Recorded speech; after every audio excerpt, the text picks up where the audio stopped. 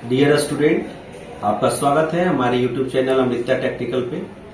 आज हम लोग प्रीवियस क्वेश्चन जो 25 का एक सेट हम लोग किए हैं, उससे आगे कुछ क्वेश्चन का आज हम लोग प्रैक्टिस करेंगे और उसी के रिगार्डिंग आज हम लोग उसी चैप्टर का कुछ क्वेश्चन को लेकर के हम लोग क्वेश्चन आज सॉल्व करेंगे। उसमें जो भी रिमाइंडर क्वेश्चन बचे थे उनको हम लोग इस वीडियो में आगे उस क्वेश्चन के रिगार्डिंग देखेंगे।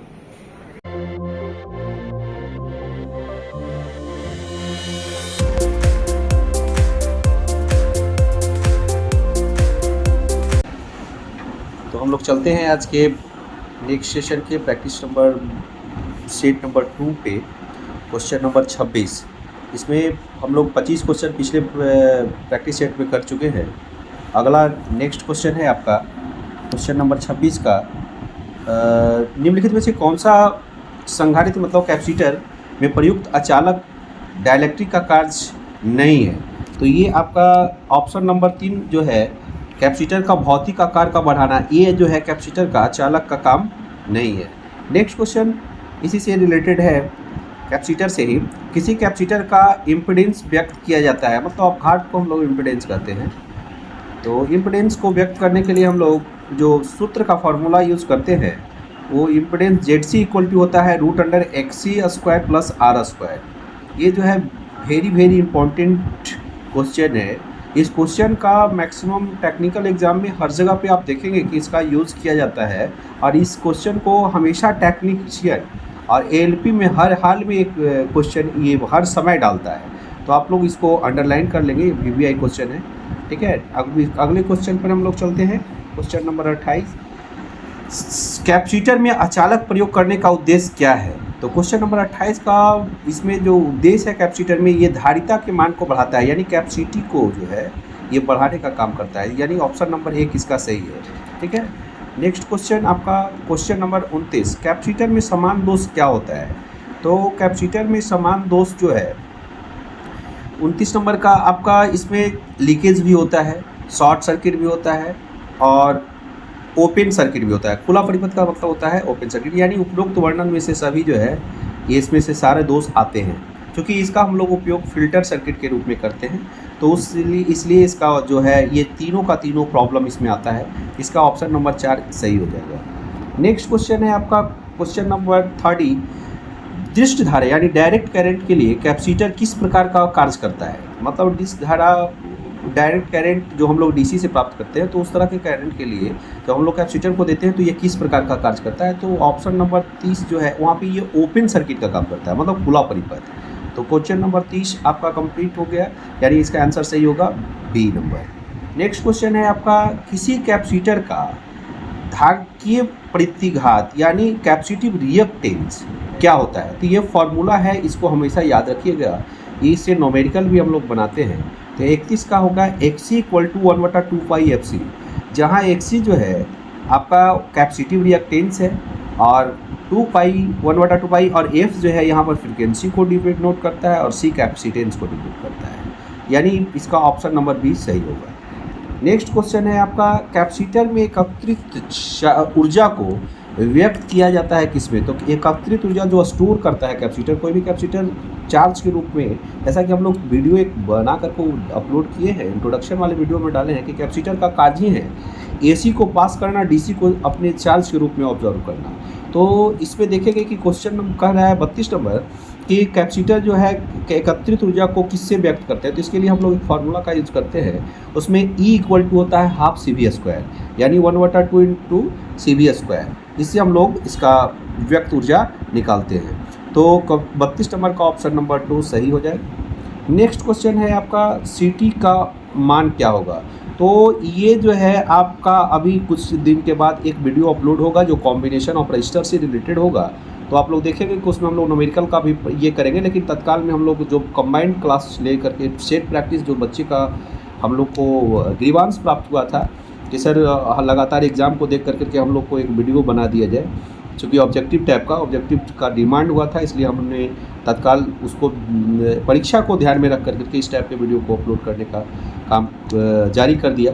और अभी जो है ये जो कैपेसिटेंस है तो ये रेजिस्टेंस का अपोजिट होता है। जैसे हम लोग रेजिस्टेंस में निकालते थे R T equal to R1 plus R2 series में रहता था तो हम लोग श्रृंखला में लेते थे। ये जस्ट उसका अपोजिट होता है, यानी सीरीज कॉम्बिनेशन जहाँ दिखेगा तो वहाँ पे हम लोग इसका निकालेंगे CT, तो 1/CT हो जाता है, 1/C1 plus 1/C2 plus 1/C3 और प्लस 1/C4 इस तरह डॉट डॉट CN तक। यानी 33 नंबर का ऑप्शन नंबर 4 आपका सही होगा, क्योंकि ये आपको जैसा कि आप बता रहे हैं कि ये रेजिस्टेंस का अपोजिट होता है। रेजिस्टेंस जब सीरीज में होता है तो हम लोग RT बराबर R1 plus R2 plus R3 R4 dot dot RN लेते हैं, लेकिन ये जब कैपेसिटर होता है तो कैपेसिटर में अपोजिट होता है, मतलब रेजिस्टेंस का जस्ट अपोजिट, तो उल्टा, यानी 1/CT से हम लोग इसको निकालते हैं। तो 33 का ऑप्शन नंबर 4 सही हो जाएगा। नेक्स्ट क्वेश्चन है आपका C1 C2 और VC1 व VC2 में क्या संबंध है, तो ये भी नॉमेरिकल है। इससे हम लोग 34 नंबर का आंसर हो जाएगा C1/C2 बराबर VC2/VC1, यानी ऑप्शन नंबर 1 इसका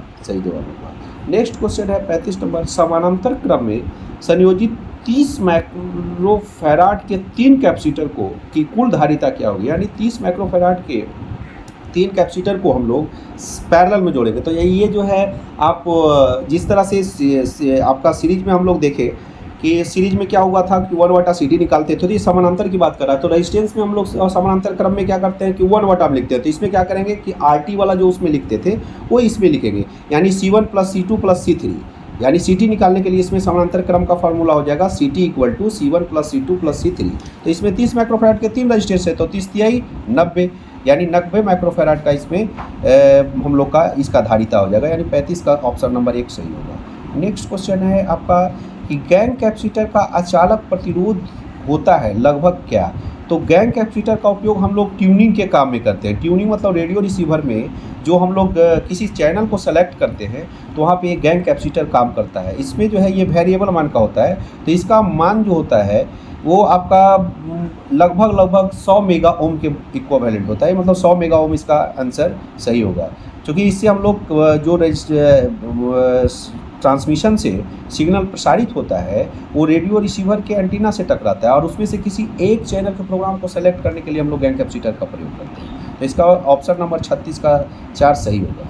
नेक्स्ट क्वेश्चन है सीरीज रेजोनेंस सर्किट का इम्पीडेंस क्या होगा, तो सीरीज रेजोनेंस सर्किट निकालने के लिए हम लोग इसका फार्मूला पढ़ते हैं। ये बहुत VVI चैप्टर है, प्रत्येक एग्जाम में इससे एक क्वेश्चन हर हाल में रहता है। तो आपका 37 नंबर का क्वेश्चन नंबर B सही है, यानी इम्पीडेंस Z इक्वल टू होता है R² plus XL alternate XC का होल स्क्वायर। XL जहाँ पर डिनोट करता है इंडक्टिव रिएक्टेंस और ये जो है XC डिनोट करता है कैपेसिटिव रिएक्टेंस। तो दोनों में से कोई जो बड़ा होगा उसको हम लोग घटा बढ़ा करके इसमें और स्क्वायर करके इसका मान निकालते हैं। तो ऑप्शन नंबर 37 का हो गया आपका ऑप्शन नंबर 2 सही। नेक्स्ट क्वेश्चन है श्रेणी RL परिपथ में क्या होता है, तो सीरीज RL सर्किट जब होगा तो ये भी बहुत VVI क्वेश्चन है। हर एक एग्जाम में आपका ALP और टेक्नीशियन में ये क्वेश्चन आपको नज़र आएगा। एकदम आप 100% इसके लिए श्योर रहिए कि ये क्वेश्चन आप अंडरलाइन कर लीजिए, अंडरलाइन करके इसको याद रखिएगा। श्रेणी RL परिपथ में आपका क्या होता है, तो श्रेणी का मतलब हो गया सीरीज सर्किट रेजिस्टेंस और कॉइल के द्वारा जो बनाया जाता है उसमें क्या होता है, तो आपका इसमें वोल्टता जो होती है, यानी वोल्टेज जो होता है वो धारा से आगे होता है, यानी वो जो है अग्रगामी होती है, यानी 38 का ऑप्शन नंबर 1 सही होगा। नेक्स्ट क्वेश्चन है आपका श्रेणी RC परिपथ में क्या होता है, यानी उसमें जैसा कि आप क्वेश्चन नंबर 38 में देखें RL, इसमें है RC, L का मतलब कॉइल और C का मतलब कैपेसिटर, यानी RC सर्किट में क्या होगा। उसमें देखें कि आपका जो क्वेश्चन था कि वोल्टता धारा से अग्रगामी था, तो इसमें क्या होगा कि 39 का आपका धारा जो है वोल्टता से अग्रगामी होगा, यानी जब C होगा तो आप C से याद रखिएगा कि C में धारा बढ़ेगा और L जहाँ होगा वहाँ पर याद रखिएगा कि V आगे बढ़ेगा, यानी यहाँ पर क्या होगा करंट जो है वोल्टेज से आगे होगा।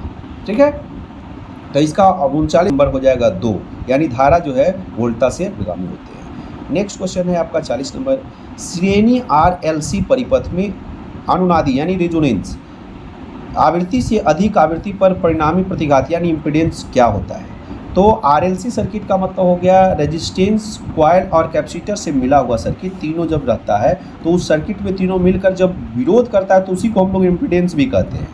तो ये सर्किट जो है इसमें 40 का ऑप्शन नंबर आपका हो जाएगा क्या, प्रेरकीय, जो हम लोग इंडक्टेंस कहलाता है।